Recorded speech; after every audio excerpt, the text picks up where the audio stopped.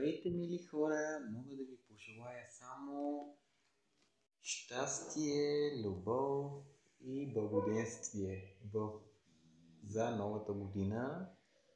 И най-вече да сме живи, здрави и да сме живи и здрави. То какво повече искаме? Да сме си заедно, да сме си към близките, които обичаме и най-вече да се подкрепяме. Както всеки жив човек се подкрепя. Дали в партньорство, дали във връзка, дали в приятелство, дали в семейство, винаги човек трябва да се подкрепи. Каквото и да става, човек винаги трябва да се подкрепя. Не трябва поне приятелите да са ни като врагове.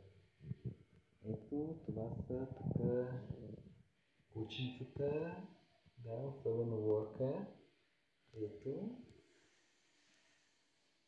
за хората няма значение дали ще си с човек или с приятел, или с живо учещ, кучество, като например човек или куче.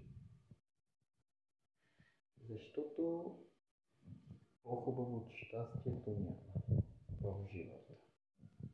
Това го запомнете. И пак ви казвам, бъдете заедно, не се мразете и се обичайте. Да. Сега мога да ви пожелая честита нова година и всичко най-хубаво за новата ви година.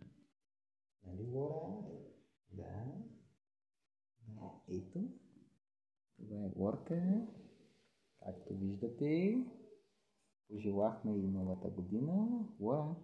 Лора. Лора.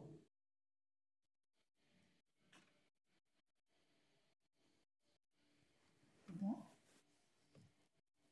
Да.